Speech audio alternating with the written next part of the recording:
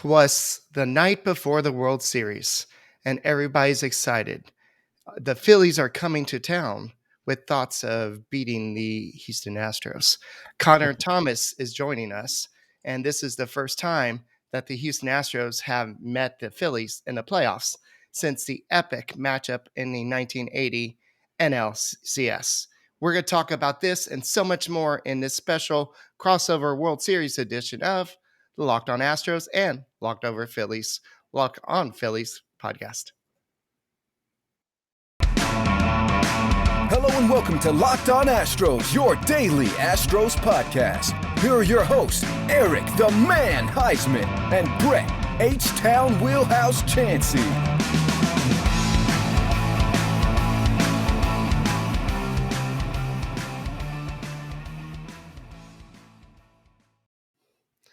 We are Locked On Houston Astros, and we hope that you join us for a daily Locked On Astros podcast. My name is Eric Heisman. You can find me on Twitter at Eric Talk Stros. Find the show at Locked On Astros, your team every day. Brett, where can I find you at? They can find me at H-Town Wheelhouse on Twitter, Instagram, and TikTok. They can find me at Stros411 on Twitter, Instagram, and Facebook. Always positive.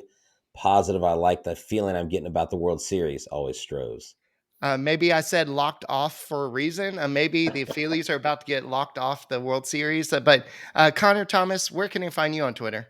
You can find me at Connor Thomas 975 on Twitter, Instagram, everywhere that you find your content, and all of the Locked On Phillies stuff at LO_Phillies on Twitter. All right. Well, some guy bet $50 that the Astros and the Phillies would meet in the World Series. So he won a whole lot of money.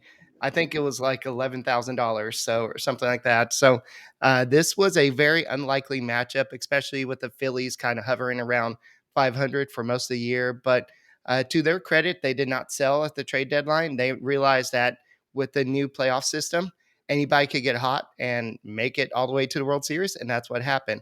And so you have to wonder what the betting odds would have said back then. And speaking of that, today's episode is brought to you by BetOnline. BetOnline has you covered this season with more props, odds, and lines than ever before.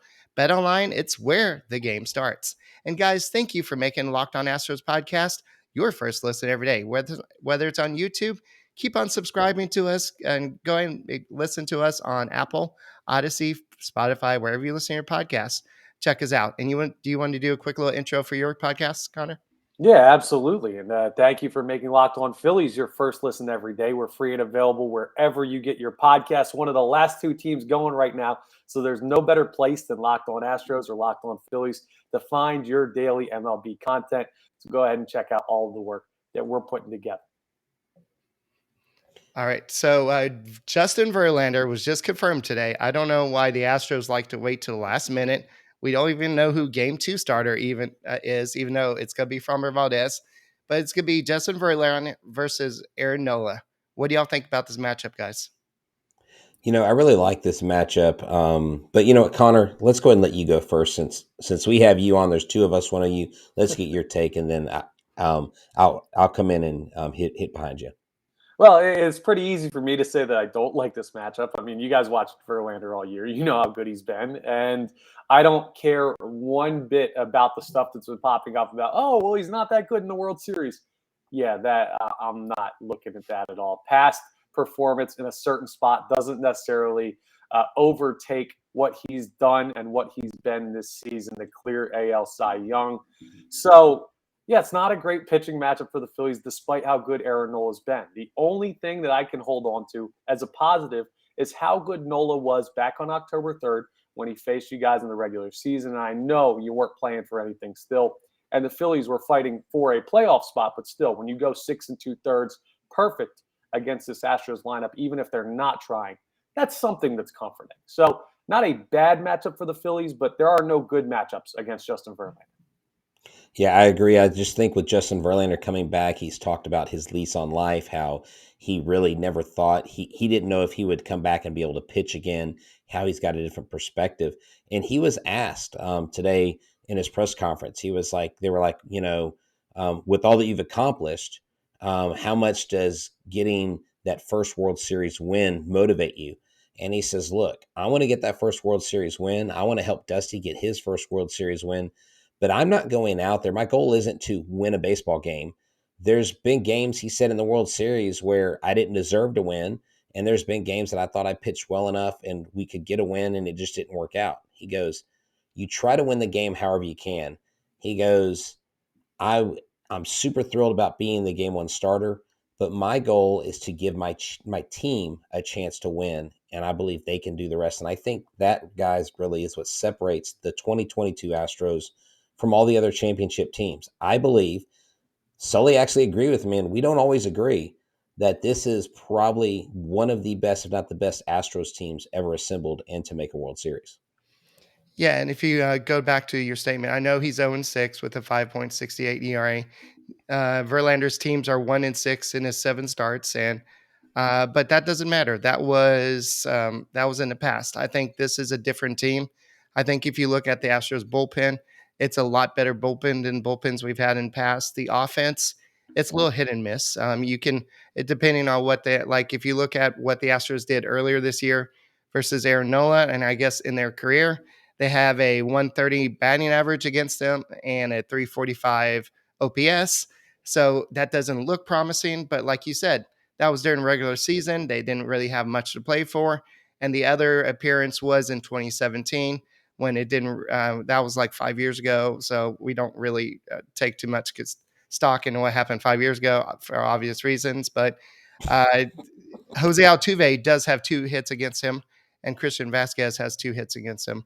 So that's somebody to look at maybe getting some hits in this game. But yeah, Nola is definitely interesting choice over Wheeler because Wheeler definitely has the better stuff, right? Yeah, he definitely does. So here's why I think Rob Thompson made that decision. Aaron Nola, by the time he takes the mound tomorrow night, will have sat for 9 days between this and his last start. Wheeler would have been on normal rest, but he was on the injured list until late in the regular season. So to get him that extra day of rest and throw him game 2, that's a benefit. And I don't know if Thompson was thinking about the matchups with Verlander going game 1 for you guys, but it also benefits the Phillies to have Wheeler on a day where there's not a possibility that he could throw like a 3-hitter and still get beat by Verlander. It's a slightly better matchup with Framber Valdez, who's still really talented, but I don't think he has quite the potential to just completely take over a game like Verlander could and ruin a really good start from Wheeler. So a couple reasons why it works out that even though Wheeler's the better pitcher and has the better stuff, Nola kind of fits into this spot pretty well. Well, I think too, you don't want your top guy being used with the other guy's top guy, Exactly. because then if Justin Verlander's on it, then you basically wasted that Wheeler start. I think it's smart that they're doing that. I want to ask you this question. This is from Jay Roberts, and he says, "Do you think the Phillies are playing on house money? What a great story this year." See, it's a yes and no, right? Because yes, in the way that they've been loose since they walked onto the field at Busch Stadium to take on the Cardinals in the first wild card game. This team has just felt like they're playing another regular season game, which you see a lot from young teams. You see a lot from teams that haven't been in the playoffs before. They kind of get into that. We don't know what we're supposed to be afraid of yet because this is all new to them. But it's also, they're very aware. They have guys that are very aware of the stage that they're on. Even though it's Bryce Harper's first deep run into the playoffs, JT Realmuto's first playoff appearance in general. Same for Gene Segura, same for Rhys Hoskins. Like, even though these guys are new to the playoffs, they're not new to Major League Baseball, and they know the stage that they're on right now. So it's house money to this point, but throw that all out the window with the World Series. They want to win it as bad as the Astros do, and that may have gotten them here, but it's a different kind of pressure they're going to face in these next 4 to 7 games. All right. So, Brett, let's go ahead and take a second and kind of talk about BetOnline. BetOnline.net is your number one source for betting football and the start of the basketball season. Find all the latest player development, team matchups, news, podcasts, and in depth analysis for every game.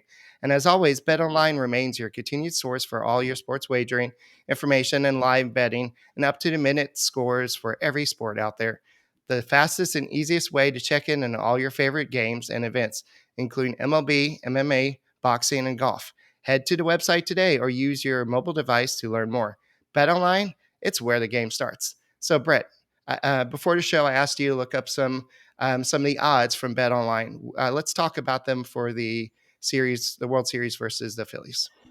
Yeah, definitely. Well, they are sitting at right now for game one at an over under of 5.5, or actually over under 2.5. The Phillies at plus 2.5, the Astros at minus 2.5. Now, the adjusted run line is over 5.5 runs and under 5.5 runs for the Astros. And it looks to me like the Phillies overall in the series, they're a plus 165. The Astros are minus 190. And that shows that, there's a clear underdog. There is a team that's supposed to win and a team that quote unquote is supposed to lose. But we all know that the team that's supposed to win doesn't always win. And the team that's supposed to lose doesn't always lose. So, someone stands making a pretty good chunk if they go Phillies and the Phillies upset the Astros. You have to bet a little bit more to get on top of that bet and to get, a solid return from the Astros, unless you're Mattress Mac and you're trying to basically win the largest single bet ever placed in sports betting history again. But I think that's the line. And I think this line is definitely a testament to the pitching, to the hitting. But Eric and Connor, I think one of the keys to this series and one of the differences is the defense. And I think the Astros defense is far better than the Phillies defense. And I think in a 7-game series that favors the Astros more than it does the Phillies. Yeah. Yeah, go ahead, Eric. You got it. I mean, I would say that JT Realmuto is more of the all-around player than Martin Maldonado, even though Martin Maldonado is one of the finalists for Silver Slugger. How about them apples? I didn't see that coming, but Who would have guessed that would have happened? yeah, but Yeah. I know both catchers are pretty good at limiting the stolen bases. But talk to us about a lot more of the defense, because we've heard some reports that the defense isn't great, and that's part of the reasons why you went out and got Brandon Marsh for center field. Yeah, well, the defense kind of stinks. And that's the funny thing about this team, right? It hasn't really killed them in the playoffs, but man, have there been instances where it could have. Reese Hoskins was really rough in a couple moments in the NLDS against Atlanta, even a point where they turned what should have been an easy double play, and he literally just doesn't catch the ball at first base. Alec Bohm has been really good, who's been a defensive liability at points this year, but then Gene Segura had a moment where he dropped a tailor-made double play in the NLCS against the Padres. It's just this team is going to give runs back at points by defense, and the only way they get out of it is by the high-powered offense that they've had and crossing their fingers that it doesn't happen in too big of a spot. Like in game one of the NLCS, the Phillies had the Padres down to their final out.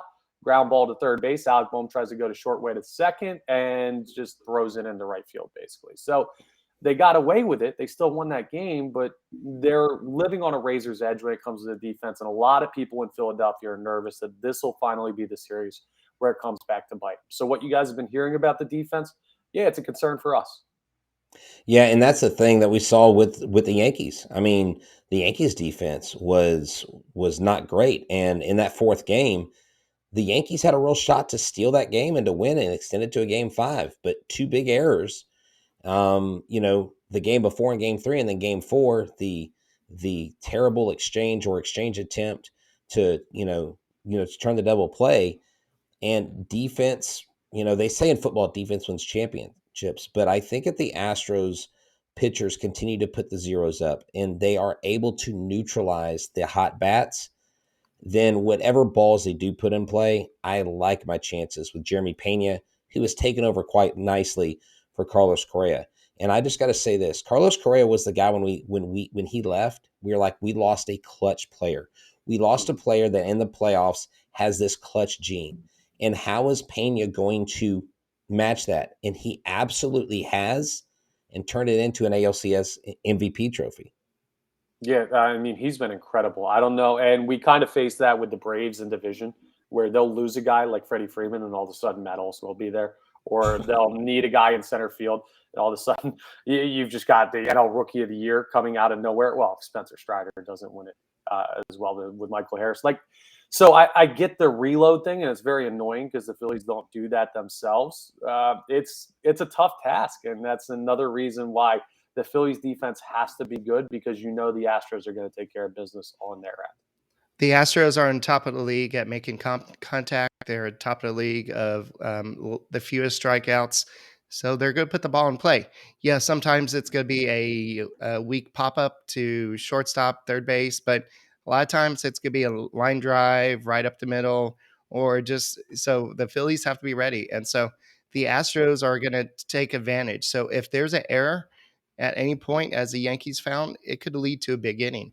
And that's what the Yankees found out. And especially with that home run, I think it was the Chas McCormick home run. Bader, you had Judge run in front of Bader, so he dropped that ball. And then the next batter, Chas McCormick, hit the home run. Then the next game, the one you're talking about, Brett, where they had the error of throwing the ball, and then that run scored. So, yeah, the Astros are very good at capitalizing it. So the Astros also have a pretty darn good bullpen. They've only given up 3 runs the entire postseason, and that's been the solo home run. And so they have a 0.82 ERA. So that's pretty darn good. And the pitching staff as a whole, the ERA is 1.72 or something like that.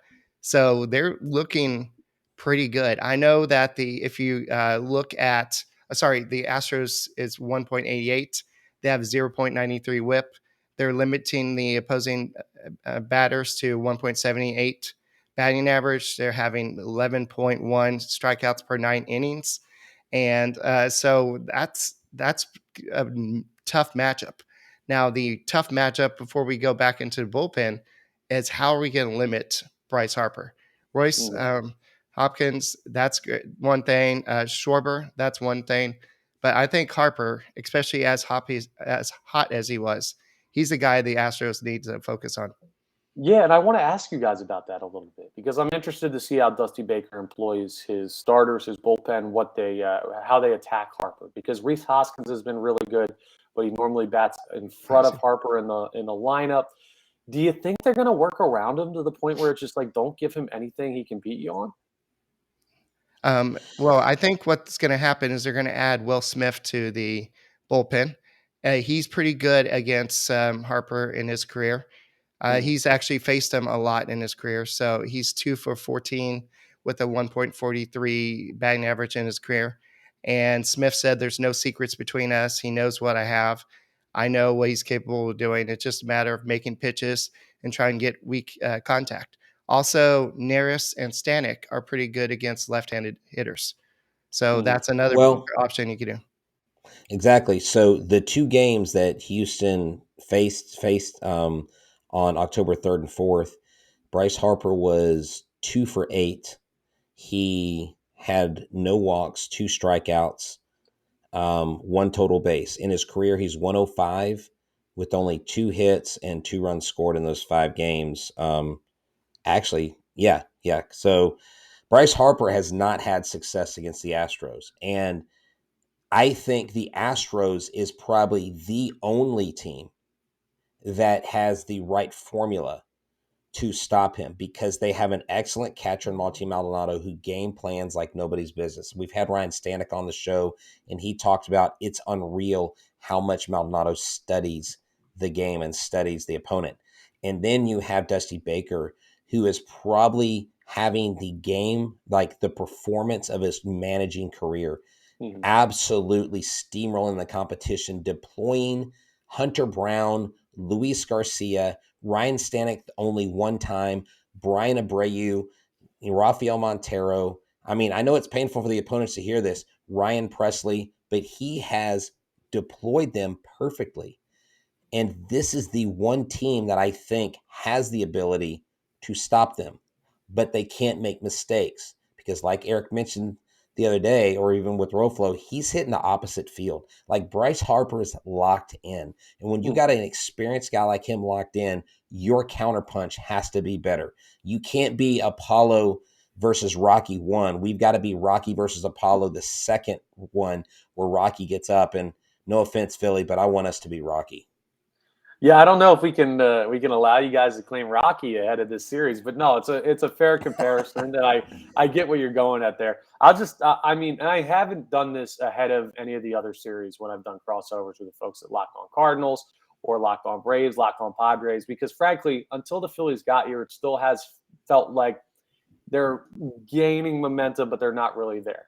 I'll say it here. I don't know that there is a counterpunch for Bryce Harper right now. I don't know that there's anyone you could throw at him other than just like fully working around him for the series. Lefty, righty, someone who's been good against him in his career, someone who's been bad against him, someone who hasn't faced him. He's just unbelievable right now. And if I was Dusty Baker and I was telling my pitchers what to do, he's getting maybe one strike a night, man. I'm just working around him. Guys, thank you for making Locked On Astros and the Locked On Phillies podcast your first listen today. For the second listen, check out the Locked On Sports today. From the games that matter to the game's most biggest stories in sports, go beyond the scoreboard and behind the scenes with local experts and insights only Locked On can provide. Locked On Sports today, available on this app, YouTube, and wherever you get your podcast. And I believe y'all two were on at one of those recently too. So go check it out. It's a good, short, quick way of just getting all the information across baseball and football, basketball, everything that's going on there. So with that being said, I think that, yes, Harper is going to be the key factor. And I think as the Yankees learned, the Astros have a lot of good hitters, but Jeremy Pena has kind of become that X factor. He won MVP. Mhm. He's showing what he's shown in the past because when he's played winter ball and Dominican League and everything, he's always kind of played well when he's played in the playoffs with all the major league players. He's been hitting those key home runs and hitting those big hits late in games. So he has this this drive to just do well in the playoffs. So I think that we're just seeing this kind of come into playoffs right now. So I think the Astros kind of saw this coming. So that's why they had him on the taxi squad last year to give him that experience of being in the postseason. And now he's actually living the high life, as so to speak, and he's just playing great baseball. And so, outside of your top three hitters, is there a Phillies hitter? Well, I guess four if you add JT Realmuto. Is there any hitter that we should watch out for? Yeah, I'd be a little bit wary of Nick Castellanos always because he has the opportunity to get really hot. The Phillies haven't seen him do it this year, but when he's got his gap to gap, like doubles power working, he can be really dangerous. And another guy, another rookie, because you're just talking about Jeremy Pena, Bryson Stott hasn't really had the huge hit yet this postseason. He did have the double to set up the Rhys Hoskins home run against Spencer Strider in ALDS. What was that, game 4? But the other thing we're looking at with Bryson Stott is he just puts together such calm, cool, collected at bats for a young player down near the bottom of the order. Not so much for him to be the dagger guy, but to either turn the lineup over or get it to the next guy and add a little bit of extra pitch count stress on guys. So Bryson Stott has put together some real good at bats. He'd be someone I'd be wary of. Nick Castellanos, we know what he can be when he's going at his best. And that's where I think the Astros come in. They know what is in front of them. Alex Bregman said it today. This is a dangerous Phillies team. We're not focused on legacy or dynasty or golden era. We're focused on the first pitch, the first at bat, after the first, like everything. We're focused on this game. And the experience the Astros have, I think, is invaluable. And I think this being the third time they face an NL East team, I don't see a third NL East team beating the Astros this year.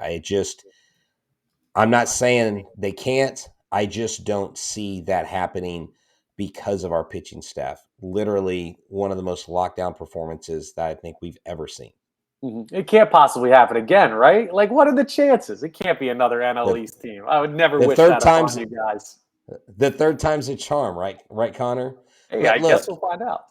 but look, if the Astros beat you guys, you can come back next year and play us Yeah. again. We'll just go to a third straight World Series. But the game has to be played, and I'm not going to make predictions. So I know Eric's going to at some point ask me to predict. I'm not going to predict. I'm just not going to do it. I refuse. I predict with nuance, okay? Okay, fair enough. One thing the Astros have in history, and a lot of people are going to be like, Eric, why are you bringing this up? But they have never won a game one of the World Series. So it's very key for Justin Verlander to take control of the game and the offense to score some runs. So you've got to take control of game one because that really sets a tone for the series. Get at least one of two games at home, if not both games at home, because I'm sure Philly. When's the last time Philly's been in the playoffs? 2011. So it's been 11 years. Okay. So they're going to be a little bit wild out there. So, and of course, I've seen a lot of Phillies fans saying that, "Oh, you haven't been here since the scandal. We're going to give you, we're going to boo you. We're going to show trash cans and everything." But the Astros feed off that, and that's the problem. The Astros feed off that, and especially Jose Altuve. So I think I'm not worried about that, but I just think that the Astros need to get game one, set a tone in game one. Justin Verlander needs to kind of knock this history off and just take care of business. So I'm going to say the Astros win the first two games at home.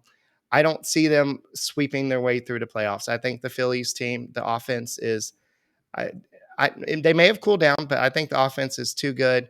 But my question is, how good are your starting pitchers after your top three? Well, here's the thing, right? It's funny. You look at it and on paper, guys that are making the starts. Ranger Suarez has the ability to be really good, but he's not consistent enough. And then you're throwing either Noah Syndergaard or Bailey Falter, who still had rookie eligibility this year, who had real trouble in his one start in the NLCS. Maybe they throw Zach Eflin, who's gone to the bullpen this year, but was a starter for a lot of the year. But funny enough, the Phillies are undefeated so far this postseason in games that Zach Wheeler and Aaron Nola do not start. So they haven't lost a game where they've started someone other than their top two. Weird to say, right? But that's kind of how it's worked out. And it's also because those starts have lined up on games where Philly was playing at home. And they're so tough to beat at Citizens Bank Park. So, yeah, the depth doesn't necessarily look like it's there on paper, especially compared to the depth that you guys have in Houston. But the benefit of those guys throwing at home and the confidence that they've built through the first couple rounds of the playoffs, they're not easy guys to beat at this point. So, Connor, can you promise us that it's not going to rain and we're not going to have delays and we're not going to not get to take batting practice? I think the Braves. I think maybe Ted Turner's family owns a rainmaker or something and brought rain, and that really hurt the Astros. Hitting So because they didn't even.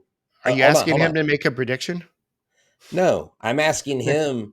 I'm asking him to figure out the weather up there in Philly or get some tarps, get a roof, man, because I don't want this World Series delayed. I think, you know what I'm saying? Because I Yeah. hear the weather is the weather not good for this coming week?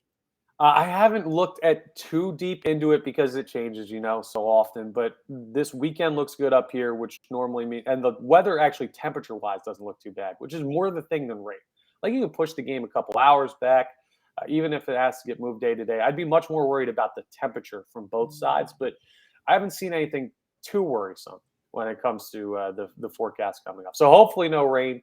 Really, really tired of that ourselves because we had some of that in the championship series. Uh, and I So think how that brutal? Go go ahead. ahead. So how brutal are your fans going to be to us there? Unbelievable. It will be the toughest environment that these guys will have ever played in. Like have ever played in. Bring it. Yeah. So and that's including I going to LA for the first time after the everything going on with the World Series. Like I this doubt it. fan base. This fan base. See, people have said it before. This fan base is different in Philadelphia. They're nuts. They Well, were peeing on Astros baseball cards in the We urinals. we do that to like the Oakland Athletics for no reason in game two. Like that is nothing to Philadelphia. It's going to be a heck yeah. of an environment up here. Well, I did love it. I did love it when I saw the first video released after y'all won, and I heard all the Phillies fans chanting, "We want Houston," and I was like, "Oh God, that's so much bad juju. Y'all don't even know." Like I don't know that you want Houston. I'm just saying I'm pretty confident in this team, Connor. I have a lot of respect, a healthy respect for Bryce Harper and the cast of characters you got. Y'all are definitely not going to roll over. It's going to be a fight to the finish. But man, I don't know if you want this team. Maybe you want the 19 team or the 21 team, but not the 2022 Astros because, baby, we have leveled up this year in every aspect of the game. Yeah, you guys would be the last team we'd want to play, obviously, but that's why you're here. That's why you won the Hey, American League pennant Exactly. and you've earned it. But hey, we'll take on anybody at this point, and there is a little bit, going back to the house money thing, there's a little bit of that still left over where it's like, okay, we'll take on all comers at this point. Who knows? Right. To kind of close out the show, I think that game two is probably going to be Javier. Then game two would probably be Valdez. Then game three would be Javier. Then game four would probably be McCullers. So final predictions for the series. I'm going to go Astros in 6. Okay. Brett, are you going to make one or no? Well, Connor, I'll let you go, and then I'll make one. All right. I'm going to go Phillies in 6, splitting the first 2 on the road, taking 2 of 3 in Philadelphia, and then winning game 6 behind an awesome start by Zach Wheeler. Wow. I think the Astros and Phillies get back to Houston in game 6. I think Houston closes it out in 6. If Phillies force a game 7, there's no way they win 2 games at Minute Maid Park in a row. Mm-hmm. I agree with that. They're going to have to win it in 6 because they're not winning it in 7. Yeah, for sure. So thank you, Connor, for joining the Locked On Astros podcast. You're welcome to jump on anytime throughout the whole series. We can do this again. And it's just awesome to be able to do this. So, guys, thank you for making Locked On Astros and Locked On Phillies your first listen every day. For your next listen, check out the Locked On Sports Today podcast. The biggest stories of today, plus instant reaction, big game recaps, and a take of the day. Available on the Odyssey app, YouTube, and wherever you get your podcasts. And we'll be back tomorrow after the game, hopefully talking about the Astros victories over this guy's team. And he'll be hopefully wanting the opposite. But that's all we got for this edition. And go Stros, and we'll see you tomorrow.